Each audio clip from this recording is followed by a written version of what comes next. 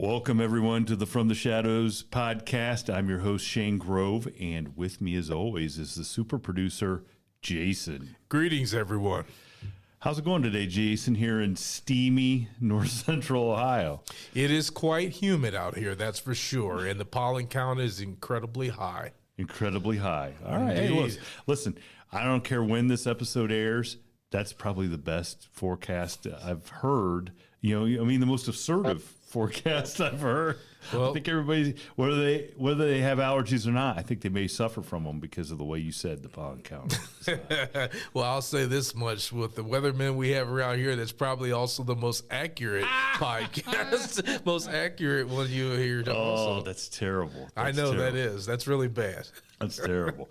Well, we have a really cool guest. You know, I mean, this is. Let's say it, he's probably the most official guest, because we're not going to count the judge or / barrister as being an official guest because he makes too many appearances. So, absolutely. But this might be the most official guest we have ever had, and you know, we're just going to let all the Bigfoot enthusiasts, if you're tuning in, you know, for this episode, and you think that the government is finally going to come out and unveil the fact that they know Bigfoot exists. It's true. They are, but that's only because I work for the government. And so I'm going to say Bigfoot exists. Right? Good enough. Good enough. So now as everybody's turned off the show and said, that guy, he says Bigfoot exists every show. Hey, you know what? We are going to be the continual, shall we say, the continual mark to be had by coming onto this show.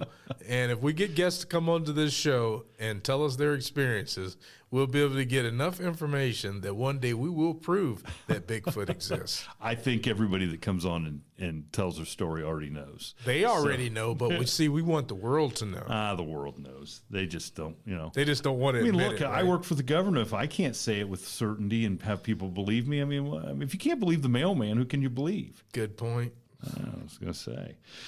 So, all right, go ahead. So joining us today is John, who is the naturalist at Salt Fork State Park in our backyard here in Ohio, and all the Bigfoot people. You know what Salt Fork State Park's all about, you know. So John, welcome to the show.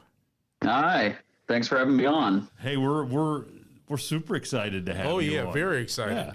Yeah. I mean, like I said, you're the most official person I think we've had on the show to talk about the subject. So why don't you tell all the audience a little bit about yourself, and for those around the world that aren't familiar with Salt Fork State Park, explain, you know, why that's such a big deal. Yeah, so I grew up here about 12 miles from the park, so I actually grew up in the area with all of the Grassman lore and everything, and I've hunted and fished Salt Fork my whole life, and I've worked here on and off since 2012. I actually transferred to another park and then transferred back here. So for those who aren't familiar with Salt Fork, at least in the Bigfoot world, like what rock have you been sleeping under? But, you know, for those of you that aren't familiar with Salt Fork State Park, it's the biggest state park in Ohio, roughly 25,000 acres. It's a pretty big park, lots of wildlife area, which include public hunting, lots of water access areas, so we're a big boating park, and it's a really heavily trafficked park for reasons other than Bigfoot, but certainly for Bigfoot. We're also in a portion of the state here in Guernsey County. We're in a portion of the state that has more or less pretty continuous woodland for, you know, several counties to the north and to the south of us. It's pretty heavily wooded.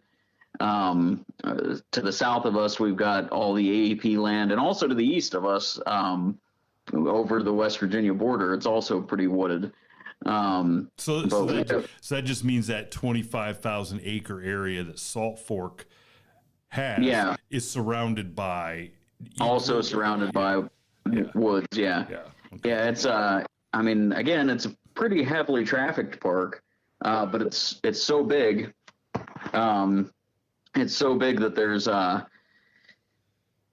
are places that people really don't go until deer season in the middle of winter, places like that. So the park itself was initially supposed to be a water source for the county. It's a really large lake. We've got, I think, 74 miles of shoreline, and 29,000 acres of water. So it's a pretty large lake, and it was initially constructed as a county water supply. But very soon the recreational opportunities presented themselves. And the state government at the time decided to start buying up the remainder of the farmland all around the lake, and eventually created this huge park, this huge sprawling park. And that is one thing when we host events here, like this coming September, we've got the Ohio Women Outdoor Adventure Weekend, which is you got to pre-register for it online, but it's an opportunity for women interested in getting outdoors, hunting, shooting, everything from hatchet throwing to canoeing to kayaking, all kinds of stuff. We've hosted it here in the past. We're hosting it again this year. And when other naturalists from other parks around the state come here, that's the first thing they always say to me is, this place is huge. It takes forever to get anywhere. Because it really is. It's really large. So they started buying up all this farmland. And when I say farmland, I don't necessarily mean like soybean fields and cornfields and things that you see, in Western Ohio. There were a lot of sheep and dairy farms and smallhold farms that might have a corn patch, but also raise pigs or something like that. Mostly because this is really rocky, rugged terrain out here. So there's not a whole lot of, flat, usable ground per se. But they bought up all this land and created Salt Fork State Park. And kind of, we're still the biggest park in the state. I mean, Jesse Owens State Park and Appalachian Hills Wildlife Area. The wildlife area itself is bigger than Salt Fork, but the park is not. So Salt Fork's still a pretty large park. And so working out here, I mean, the Bigfoot thing has always kind of been around. It's always been sort of a, local legend, but not necessarily the sort of hyper, the sort of hype that it has now, until Monster Quest came. And I think that was in 2008, Monster Quest came to investigate claims. They spoke to some former park officers. They spoke to a few locals who had encounters in the area. And after that, I think in 2011, Finding Bigfoot came. But much of the press that Bigfoot gets here at Salt Fork is kind of thanks to, and initially it's thanks to a gentleman named Don Keating. So people in the Bigfoot world will probably know that name. He began hosting a conference here at Salt Fork in 2005. And his conference was a little different than what the conference is today. His conference was more, he was trying to draw academics and researchers from all over and from different disciplines, and try to get them all in one room to sort of have a panel discussion. And he opened that up to the public. And then he sort of stopped doing it. And I think in 2011 or 2012, the Ohio Bigfoot organization sort of picked up the torch, and now the Ohio Bigfoot Conference, I think it's still the largest conference east of the Mississippi. It's a huge Bigfoot conference, and people come from all over. That's a really busy weekend here at the park. And it certainly is a spectacle. I don't know how much real hardcore research gets done, but it is certainly an area where it's certainly an event where people can swap ideas. So that said, we've been doing Bigfoot hikes here at the park since, well, I mean, I did a one-off Bigfoot hike back in 2013 as kind of a special event to go along with another event that we were having here at the park. And it was sort of a one-off program. And then I transferred to another park, and actually the naturalist in between my time here, she kind of farmed it out to the Bigfoot researchers. She got involved with a lot of the local Bigfoot researchers and started hosting hikes where the naturalist was more or less a facilitator, and the Bigfoot researchers actually did kind of the meat and potatoes of the Bigfoot hike. So those walks are incredibly popular. We had one last weekend, which would have been the 26th, and we had upwards of 350 people at it. Now, as cool as I think my wildflower hike is in the spring, I might get 20 people on a good year. But man, if I slap Bigfoot on something, I get 200 people easy. And this year, I think the large number of people is probably, we can probably attribute part of that to everyone being pent up for, a year and a half and not being able to do anything. We only just started doing public programming in May for the first time since 2020, early 2020. And we also did a series during the shutdown. We did a series on Bigfoot here at the park, a web series.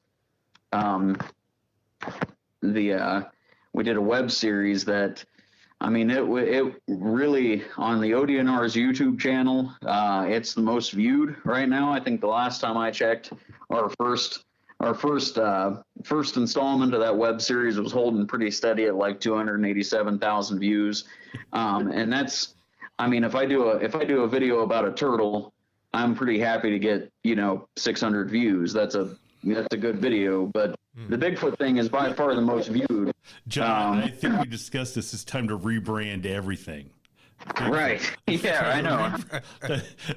That's the Bigfoot turtle. That's the Bigfoot wildflower. I mean, you better run with it if you. Right. Well, I want to ask you.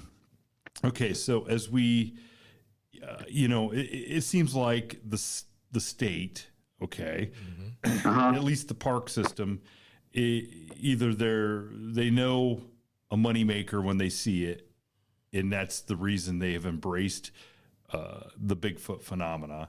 Or, I mean, that's certainly part of it. Yeah, that is certainly part of it.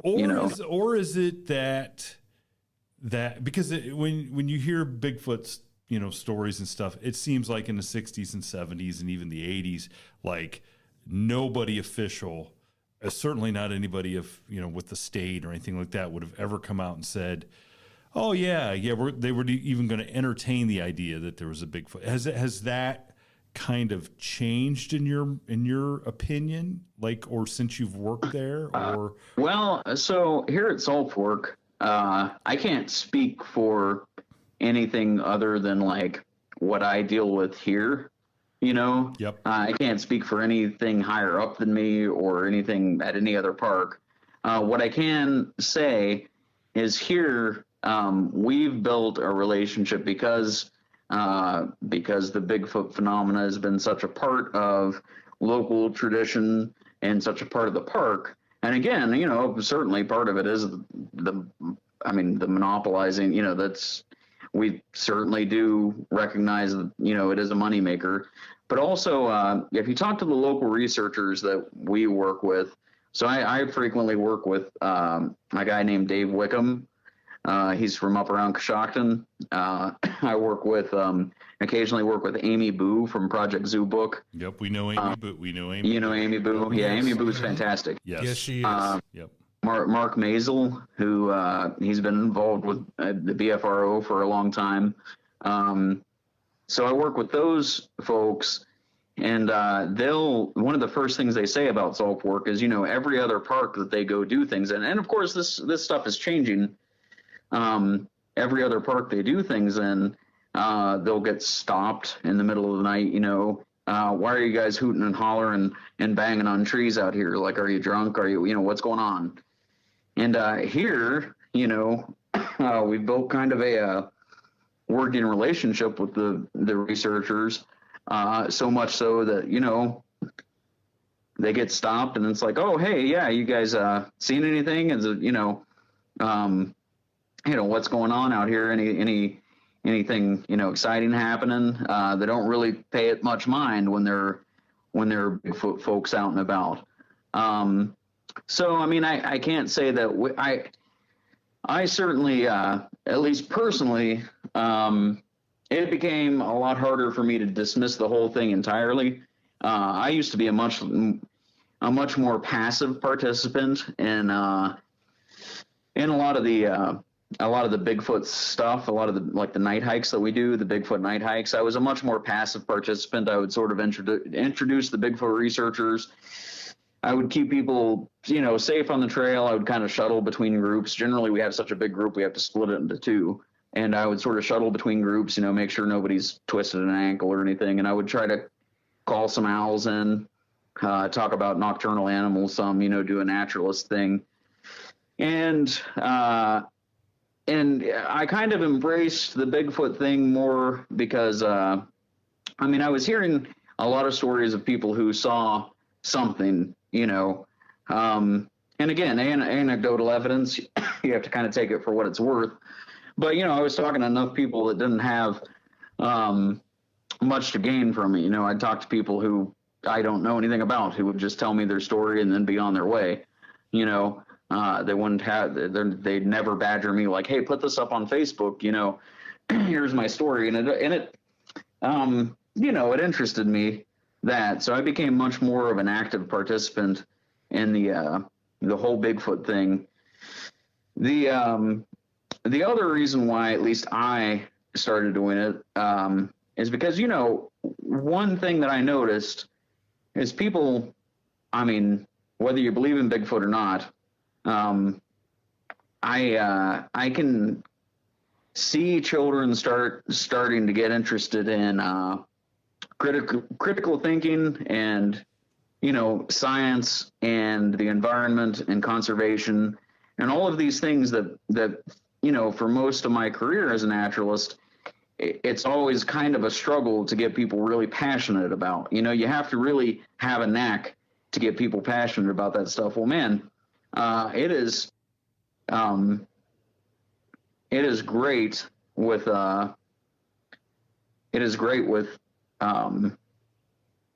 Bigfoot because I can, people immediately are on board with anything that we have to say about conservation and the environment. And so that's, that's kind of a two-part thing with me. And again, I'm not so much exploiting it for, monetary gain. But I do certainly recognize that I can get people outside with Bigfoot. Now, that said, I have heard and seen a lot of interesting things. I've actually got here at my desk right now, I've got an interesting trail camera picture that, it's certainly something furry up against the trail camera. I don't have anything that you would consider a smoking gun, but folks have brought me little things here and there that are really hard for me to explain away. One of our footprints here, probably one of the best. It's actually one of the best Ohio footprints, according to Cliff Barrickman, because he's got it in his collection. But it's I've got a replica of it here at the park. Came from just down the hill from A Loop in the campground, and looking at it, either somebody faked it or they didn't. That's kind of where you're at with it. Like, we can't say, no one faked it, but I can tell you that the employees here do not hoax anything. We try to maintain the integrity of the Bigfoot researchers' work and maintain the integrity of it. So none of the employees hoax anything here. There have been some instances where some folks have hoaxed things in the past, but it always, if you dig a little deeper, it always tends to be someone with an axe to grind. Yep. You know what I mean? And that's kind of, if you go a little deeper into the subject, it always ends up being someone with an axe to grind. But I mean, I've talked to some folks. I talked to a gentleman, a few weeks ago. I guess it was the first of the month, who was not a Bigfoot, researcher or anything like that, but he was an artist, and had an eye for detail and an eye for, measurement and scale. And he actually would,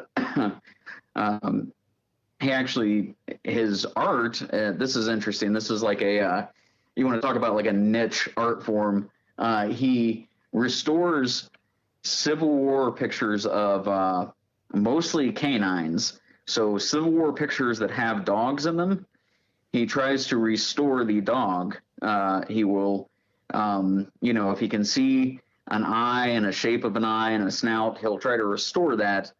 And he'll do a painting of, a Civil War dog, which is interesting. I checked out his artwork. It's really good artwork, but the way he does it is very fascinating, because he won't use anything that is implied. He only uses things that he can actually see. So if one side of the dog's face is obscure, he doesn't do that. So he keeps it very vague, So he's got an interesting eye for detail. And he was out in, let me check my notes here. I think it was in January 2021, so it's a pretty recent sighting.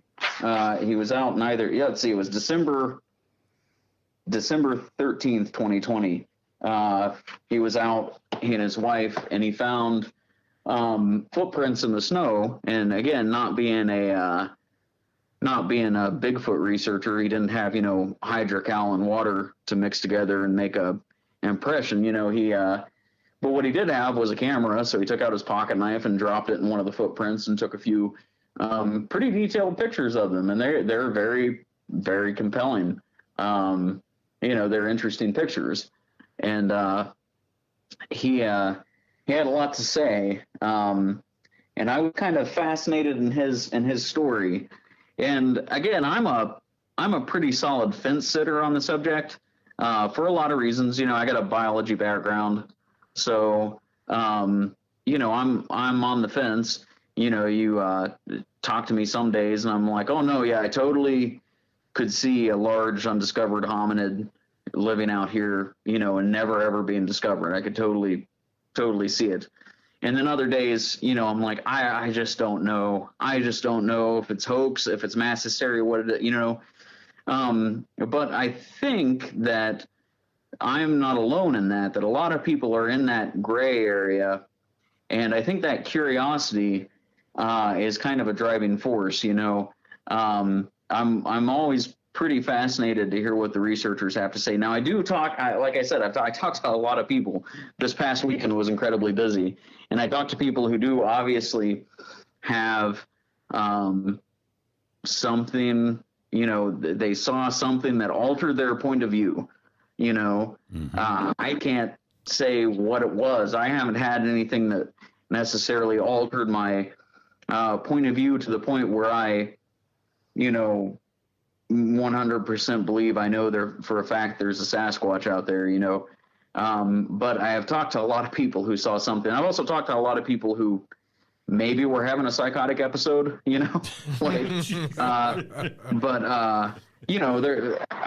I try to, a big part of my job is just being friendly to, park visitors and listening to what they have to say and talking to them about anything. If you want to talk about wood ducks, I can talk about wood ducks the same as I can talk about Sasquatch. And that's actually after one of our videos that got posted on the YouTube channel.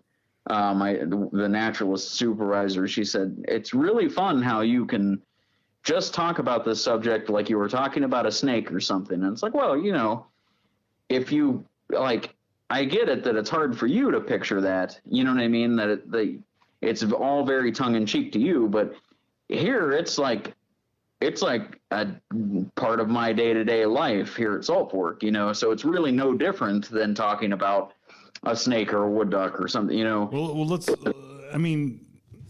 being not a real outdoorsy type person, how easy would it be for you to walk out and really find a snake that you were talking about in the video? I mean, is it real easy to go out and say, okay, I can go find this.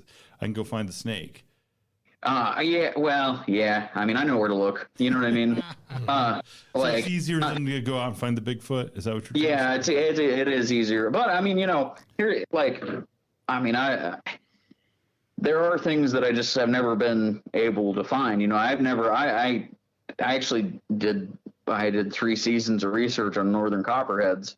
And I've been all over the state looking for snakes just for fun. And I've never, ever seen a timber rattlesnake out in the wild. I know they exist. I'm good friends with the rattlesnake researcher. They exist. Mm-hmm. I've never seen one. I've never been lucky enough to stumble across one. Every time I've got a naturalist friend down in Southern Ohio. Every time I'm down in her park, I'm constantly, once I'm done doing whatever I'm doing during the day, out at night, I'm cruising the roads trying to see, I just want to see one timber rattlesnake while I'm out in the wild, not in an aquarium. I just want to see one. And, I know they exist. I've seen them in captivity, seen pictures of them. I've never got to see one, at least in Ohio. I haven't got to see one. So depending on the snake, I guess it's, but you can, so you understand a little bit then about the people that are out, really wanting to see a Bigfoot, or the people that may have seen one. I do. And actually, one thing that we talk about with the Bigfoot folks quite a bit, one of the things that we talk about quite a bit is this time of year, any given time, we might have 2 or 3 different research groups out in the park that don't know the other one is out there, Mm-hmm. I mean, this past weekend when we had the Bigfoot hike, we kind of forgot that the local Bigfoot research organization was going to be staying in group camp, Mm-hmm. There was some concern there. They were like, well, are there going to be people all over the place hooting and hollering and skewing any data that we collect?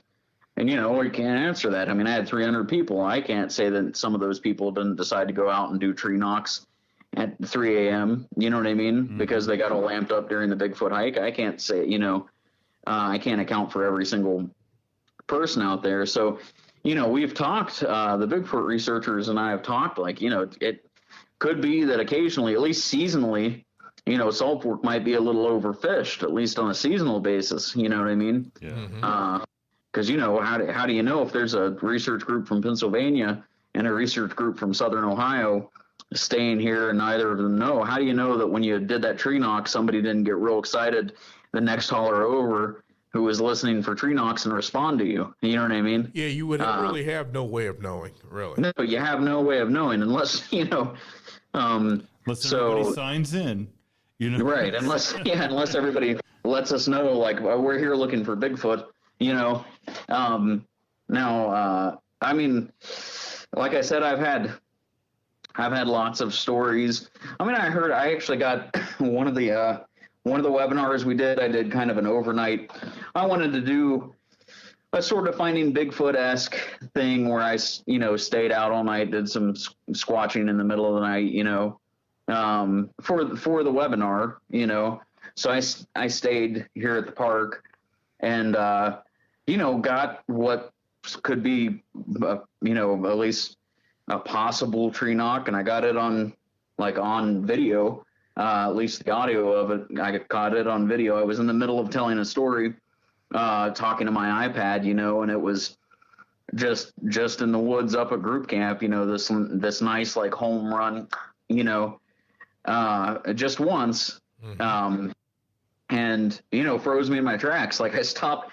So it was it was a really awkward video because I'm in the middle of talking, and then all of a sudden I'm sort of staring off into the woods like I'm having some sort of episode, because I had heard this thing and I was thinking to myself, I'm like, man, I hope the mic on this was sensitive enough to pick that up, and it didn't just sound like my fire crackling or something, you know what I mean?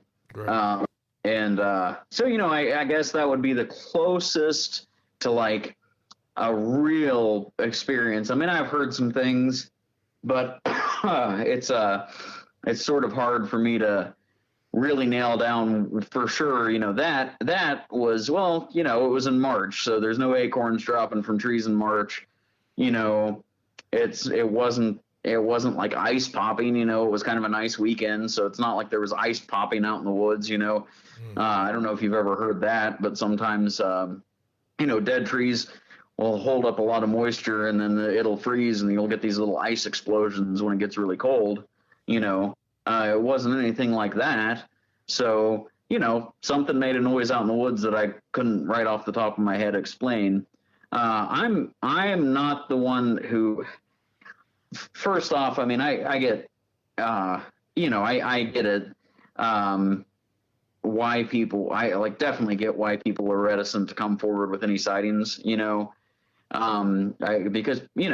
it is, even though Bigfoot is immediately recognizable, you can show anybody a picture of Bigfoot and they know it's Bigfoot, even though it's immediately recognizable, there's still a taboo attached to it. And I totally get it. I'm a naturalist. Like while we don't have, street cred per se, we certainly have, we like to compare who's got a bigger bird list. You know what I mean? Mm-hmm.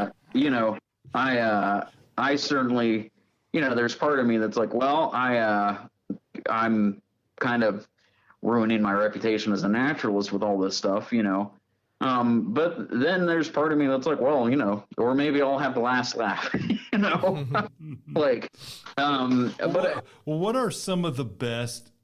So when you just sit there and people come up and psychotic episodes aside, what are some of the best stories that you've been told out of Salt Fork that really make you go, wow, okay. Yeah. So there were two fishermen who got rocks thrown at them down by the cave, down by Hosak's cave. And both of those guys were kind of outdoorsy types, older gentlemen, again, no real horse in the race, you know what I mean? No reason for them to make it up.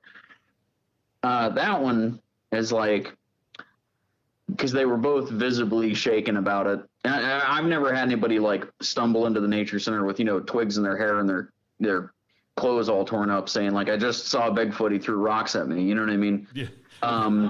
But I've talked to people who've seen something, and that one was compelling. One that kind of fascinates me, and actually it's a pretty well-known sighting, was the Walter Tippy sighting on the Shadbush Trail. He was out. He was supposed to meet two friends on the trail. He thought they got out there before he did, and he was walking down the hill and looked up, and he thought he saw them on the opposite hillside. And he sort of said, "Hey, over here," and waved his arms.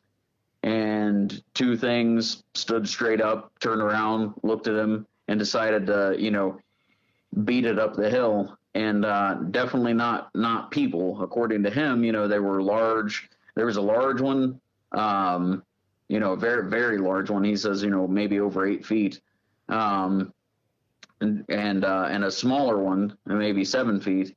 And he said, they kind of glided up the hill, they booked it up the hill. And his story, I've heard multiple times, because it is it's woven into the fabric of the park, lore at this point. Mm-hmm. And his story, much like Bob Gimlin's story, I can't find any discrepancies. The number of times I've heard it told, the number of times I've heard it repeated, the details don't change very much, that's a fascinating one. I'm trying to think of another good one. I've had the Bigfoot researchers. This was actually the last year for a group here hosting what's called the Bigfoot Adventure Weekend, where they would have families. It's not really associated with the park, other than they stay back at our group camp. They sort of hosted here, and they would have families and people interested in Bigfoot come out, and they it's sort of it's more of an in-depth experience than, say, the Bigfoot hike, where the Bigfoot hike, we might have you for an hour and a half or 2 hours. This, you get the full experience, daylight to dark, on into the night. They go out squatching. They do their thing. They set up trail cameras. They've had some really interesting stuff happen. Anything from pebbles being, supposedly tossed at them to, there was a possible actual, like, Class A sighting, what they consider a Class A sighting, where they saw a silhouette kind of outlined against the moonlight, this past year. So it's been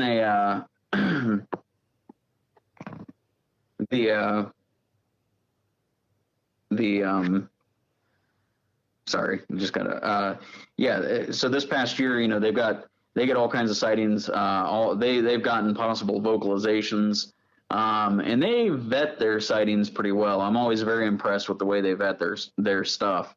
So I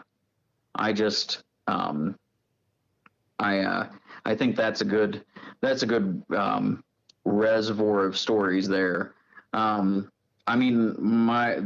researcher that I'm closest with, Dave, he really is like the walking encyclopedia of local sightings. He can pull stuff like, oh yeah, in 1982, somebody saw this thing out in the park. Now, there is some stuff that I can't verify out here at Salt Fork. Like, for instance, there's this local legend that one of the loops in the campground got shut down because of activity at one point. No one ever has been able to confirm that ever actually happened. We think that might be kind of an urban legend. You know what I mean? Mm-hmm. We don't have any evidence at all that the campground was ever shut down. So now, is that something though that would there be like a record of that? Like, there should be a record. That's what I'm saying. Is there really ought to be a record. If the campground was shut down for some reason, there should be a record. And I can't find, because that's something that I've heard too. I've heard. Oh yeah. Oh yeah. Yeah. Like that. We actually had a guy who I worked with at the post office. I actually have his route now, and he used to go down to the Bigfoot thing at Salt Fork. Okay. Uh-huh. And he came back and he claimed one year that there was a section of the park that they had, and I've never been down there, so I don't have any frame of reference, but that there was a road or a trail or something that was blocked off, and that there was somebody there, and he's like, hey, I want to go down, and they're like, no, and it was somebody official with the park, and they said, no, we're not letting anybody down there. And he kind of jokingly asked the guy, well, what is there, a Bigfoot? And he's like, well, why else would we have it closed down? Right. And it's like, okay, it was the guy just yanking his chain. I personally can't find any evidence of it. And I've talked to former employees that retired from the park. Here's my theory, like the origin story of that particular legend. My theory is, if you go back in our campgrounds, our campgrounds are A, C, E, F, and G. So we're missing B and we're missing D. All right. Mm-hmm. And I think the origin of that is that B and D were never constructed. They were planned, in the original blueprints for the park, like the original schematic for the park, but they were never constructed. I think that might be the seed that urban legend came from, is because we have two loops that were never ever made, and I think that again, it might be more of a local legend that sort of turned into some, people talk. That's kind of my thinking. I spoke with the assistant manager about it once, just saying, like, where on earth did this come from? And we kind of both decided that may have been the source of that particular legend. I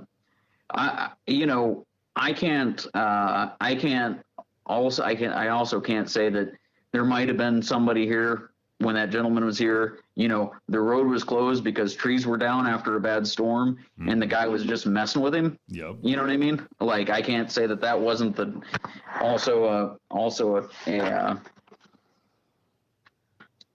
be a theory why. Well, let me ask you this, and you may not know, but what would happen in the park if, say, there were a couple Bigfoot up there and they were really causing some trouble?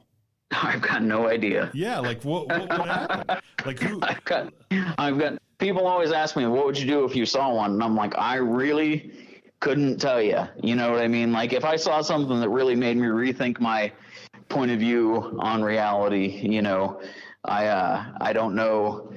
I 100% don't know what I would do. Well, and I don't know what we would, you know, I can't say, I mean, again, because like, I mean, you know, I am on the fence, but I work with it every day. You know what I mean? Yes. For the most part, I mean, we're not populated by believers out here, you know, and I'm saying believers, you know, I'm excluding myself from that. Cause I'm pretty firmly on the fence about the whole thing, you know, and skepticism is a good thing. I think, yes, it is. some of the more outlandish claims, I think it's people who lost their skepticism and they're almost trying to sell themselves, you know what I mean? Like, sell it to themselves. Like, I saw something, you know what I mean? But you know, the folks that see something every time they go out, you know, usually makes you think like, well, right. No, yeah. Well, okay. So, and we kind of, I told you, one of our loyal listeners, who's a friend of ours, he sent me a question. Okay. It's a voicemail, or it's a little, so I'm going to play it, and it may be something that, you know, from talking to you, you may not, I don't think you're going to know this answer, but it may be something that you can investigate and see if you can find something. So here, I'm going to play this. We'll pull this. All right. Hey guys, this is Todd, longtime sponsor, first time caller. I had a question for your guest, John. A few years back, I was at a conference where Mark DeWorth was the featured speaker and heard a story about a couple that was camping at Salt Fork State Park, and they saw a Bigfoot. And so when they went to leave, they went to the ranger station and reported it, and they were surprised that the ranger seemed kind of disinterested and didn't really pay much attention to their story. So they were kind of disappointed, but as they went to leave, the ranger paused, raised his head, and asked them, hey, which one did you see, the gray one or the brown one? And he said the reason he asked is because most people that report sightings there either see a gray one or a brown one. And I just wanted your take on that whole thing. How about that? Oh, yeah, I've never heard that one. I thought you were going to ask about the, there's a story, again, it's one that I can't verify, that supposedly somebody, the rear end of somebody's car got picked up by something as they were trying to sort of speed off. You know, that's kind of one of the local favorites. And that kind of has the same sort of vibe, where there was a couple who, you know, were camping, they saw something, they got in their car, and whatever it was, you know, they had a very small car, and whatever it was picked up the back end of their car. You know, another one that's kind of impossible for me to verify. As far as that goes, which one did you see, the gray one or the, you know, the reports that we get from the park vary a lot in color, shape. You know, there have been accounts of a reddish brown colored one. That I can't. And how long? I'd be interested in knowing how long ago that was, and which officer they talked to, because that is an interesting story. I can't. I don't have any way of, like, again, we don't have any records. Just to give you a little perspective, so because of the popularity of the YouTube videos, we actually got, and this is the first time I've ever had to deal with this in my time, like my tenure at the state, with the state. We got a public records request. in response to some of the videos. We got a public records request to, it's basically like a FOIA request, only on a state level. Yeah. To, anything to do with Bigfoot, Sasquatch sightings, whatever, in parks. And, we basically had to send the guy my presentations because that's all we had. You know what I mean? Really? Yeah, we didn't, because there were no reports, and it's just, I think part of it is, it's not necessarily taken seriously. So I don't know that anybody goes through the effort of like filing an actual report or anything like that, because it is, it's sort of a fringe thing. So as far as that story goes, that's an interesting story. And I'm definitely going to have to run that one by Dave, because I hadn't heard that one, especially in the context of like, oh, somebody saying, which one did you see? But one fascinating thing about this part of Ohio is there's actually a propensity for white Bigfoots, sightings of white Bigfoot here, like possibly albino creatures. I know one of Don Keating's more famous videos, he captured what appeared to be a grayish white animal moving down a service road, and we're in an area known as the Sasquatch Triangle. I don't know if you're familiar with that term. No, but that's one I've never heard before. I'm really? Yeah. It's like, Salt Fork, kind of Coshocton, part of Coshocton and part of Tuscarawas County. Okay. All right. Make up, again, that's sort of Don Keating's phrase, the Sasquatch Triangle. And there were reports of white ones. But, I can tell you, I'm in like the thick of it. I deal with the researchers all the time. I listen to people's stories all the time, and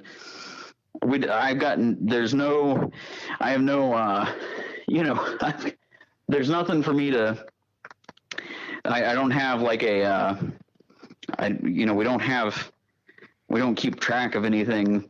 I've only just started keeping track of reports, like when people come to me and say, hey, I saw something. I got a notebook down at the Nature Center and a map people can put pens in, and if they want to write their story in the notebook, I'll listen to them. They can write their story down,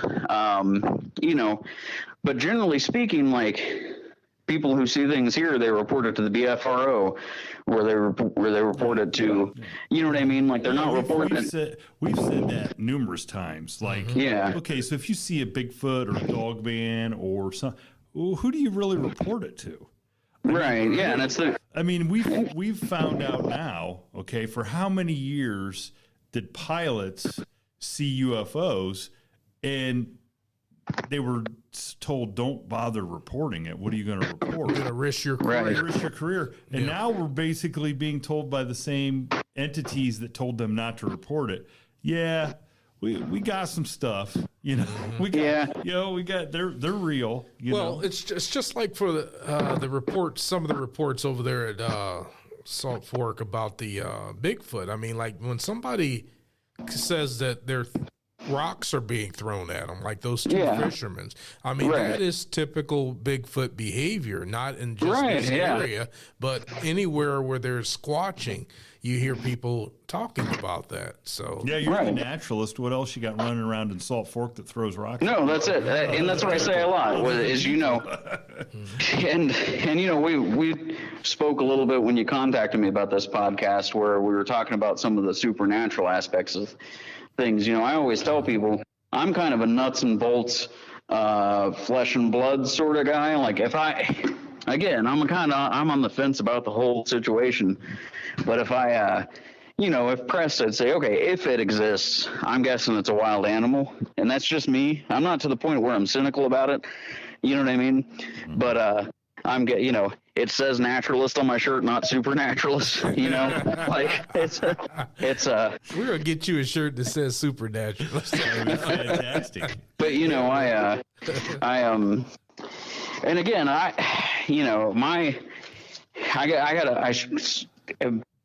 my position here I straddle both worlds as far as the Bigfoot stuff goes. I've gone to a lot of the conferences. I went to a fantastic conference up in Coshocton back in May. I see the Bigfoot researchers. I got a pretty good relationship with most of the Bigfoot researchers. I don't, I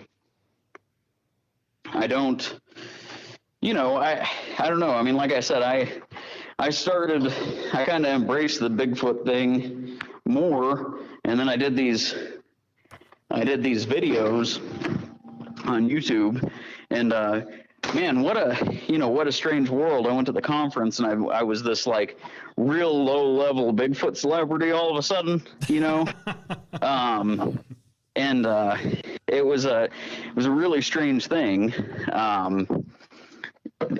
Signing autographs, taking pictures. Not so much like that, but I was getting stopped like by a lot of people who saw the videos, and I mean like a lot of people who saw the videos would stop and say, hey, there's, we just wanted to tell you thanks for doing these videos. They were fantastic.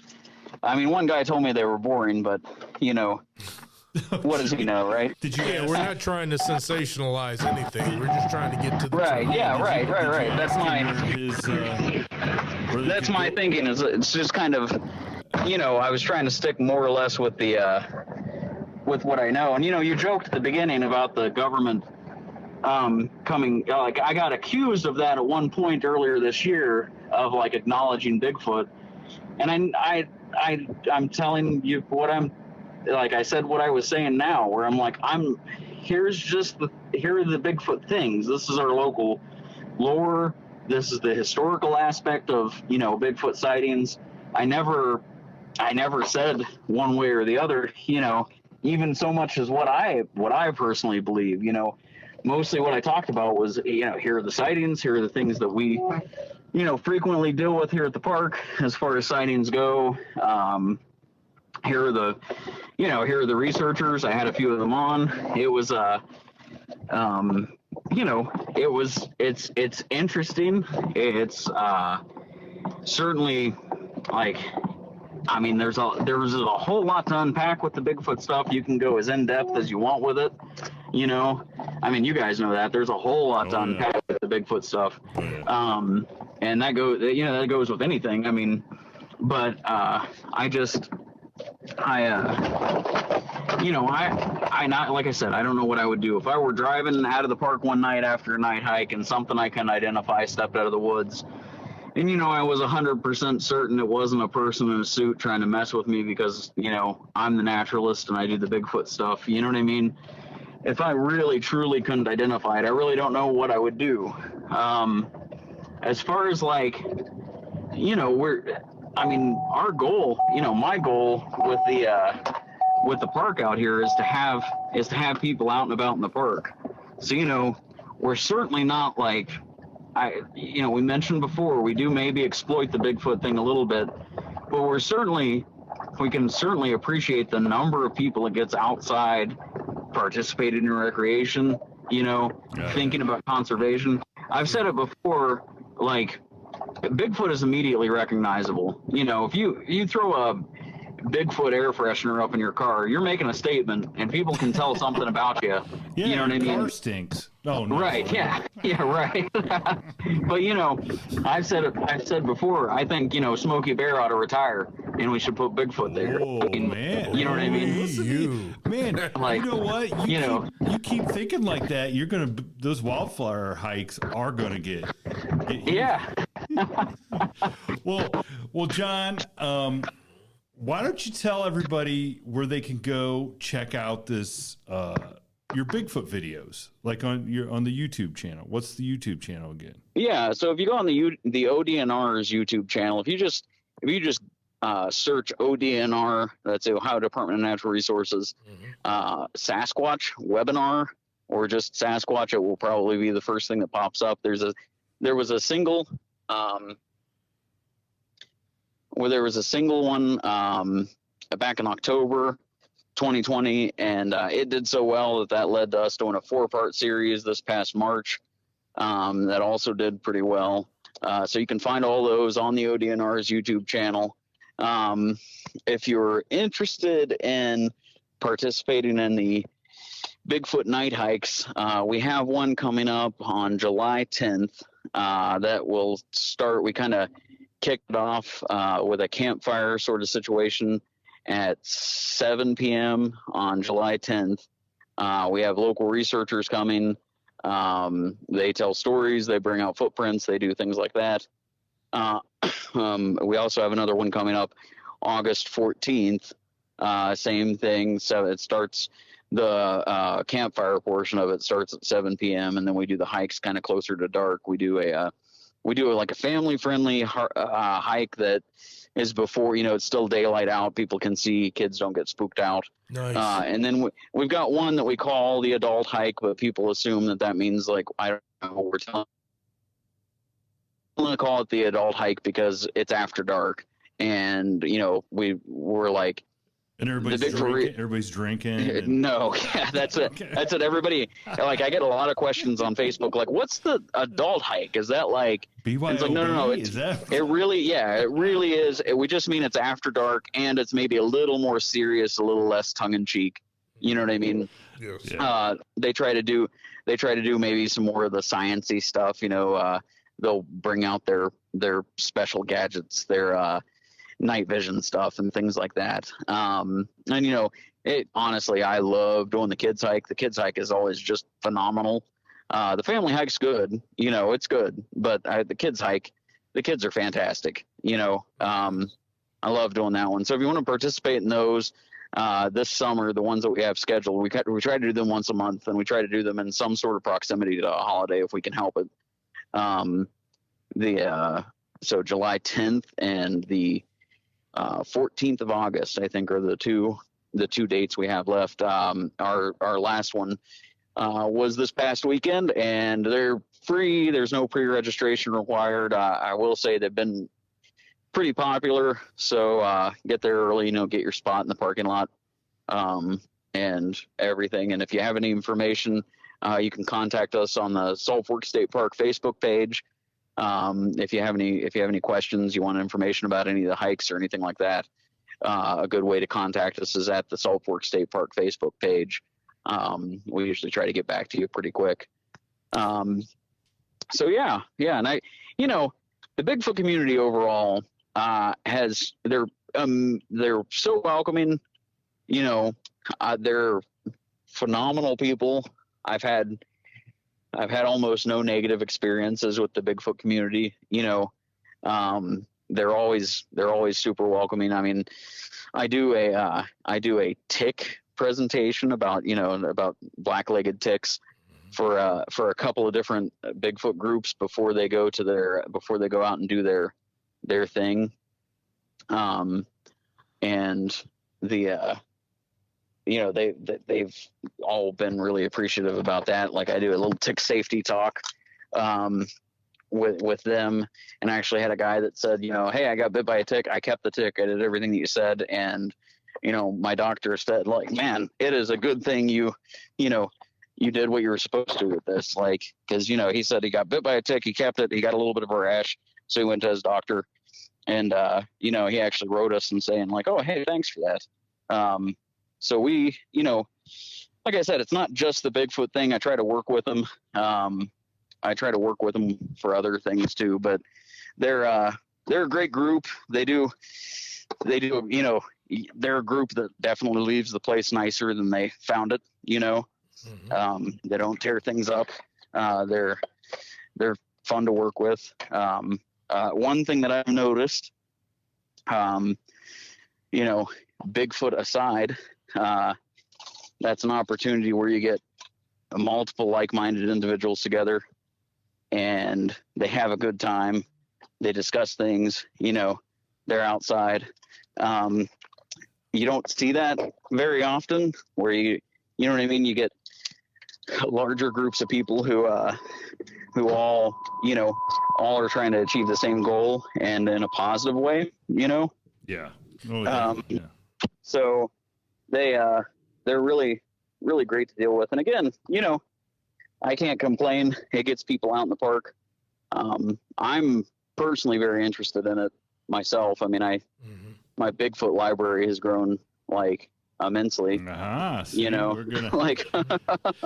Well, I will say this, John. I do think for somebody that's, you know, saying that they're on the fence, I do think you are a great representative for both sides of that fence. Absolutely. And for anybody, Thanks. And that's for anybody that you know gets to make it to Salt Fork and engage with you, you know, whether it's their Bigfoot hunting or whatever. I think they're in good hands with you for sure, because it does sound like you know, you're going to listen to what people have to say, and you're going to kind of, you know, not force your opinion and say, hey, look, I've never seen enough evidence, you know, one way or the, you know, to prove or disprove. You know what I'm saying? It sounds like you are going to engage everybody in whatever their viewpoint is, and do the you're best. willing to listen to them. Do the best you can. You know. Yep. So I think Salt Fork's is great. Salt Fork and the Bigfoot community are in good hands with you out there running that.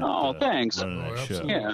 Absolutely. No, thanks. But I do want to say, you got to stop looking for that copperhead, or you're going to miss Bigfoot. Right. You're looking down. You're looking down for the Right. Yeah. Depending on the time of year, you know, looking up for warblers and stuff, or looking down, you know what I mean? We're either looking straight up or straight down, you know? So yeah, I agree. Well, I really appreciate you coming on, talking to me and Jason. Yes. Thanks for having me. I want to encourage everybody to go check out the ODNR YouTube, check out your videos. Watch the turtle ones too, people. Okay? Yes. You know, let's get the numbers for the turtle. Hey, turtles' lives matter. Turtles' lives matter. That's right. And I do want to, and I'm not trying to cause any trouble between any other Bigfooters, you know, the researchers, or your significant other. But Amy Boo did text me and wanted me to pass a message on to you that she loves you. She'd do anything for you. That she thinks you're the best.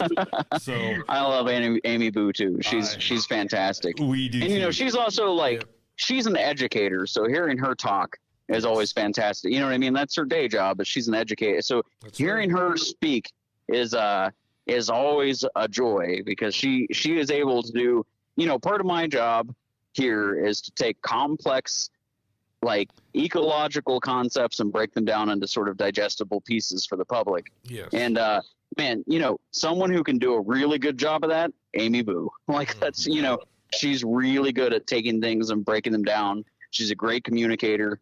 And her stories are always phenomenal. So that makes me happy. Yep. I'll have to text Amy. The one time that I went Bigfooting that these guys drugged me out was with Amy Boo, and God darn it, if we didn't have an experience. Oh, yeah. So I don't know.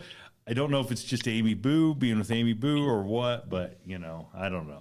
I had a good experience with her, and she's become a good friend. And and it was a great time. I was out there on that expedition as well, and I noticed one thing. This was sort of like an impromptu thing. She had very little preparation, but yet she was able to bring a large group out there and still be able to where everybody learned a little something. Yep. Yeah. Yep. So, and that's, you know, that's that like definitely tests your skill. Yes. When you know that unexpected tour bus shows up. Yes. You know. Yeah. So yeah, that's fantastic. And we had thanks. like a bunch of little kids. So I would imagine. She was like, teaching. Well, thank you, John. We appreciate you coming on the podcast here. Yeah, no problem. Yeah, we love it.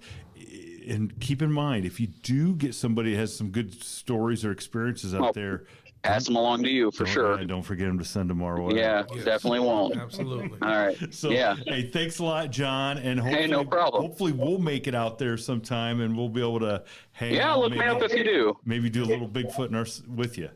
That would be fantastic. So, all right, John. Hey, thanks again. You were very welcome. Thank you. Thank you. Have a good day. Bye. You too. Bye. Thank you for tuning in to this week's episode of the From the Shadows podcast.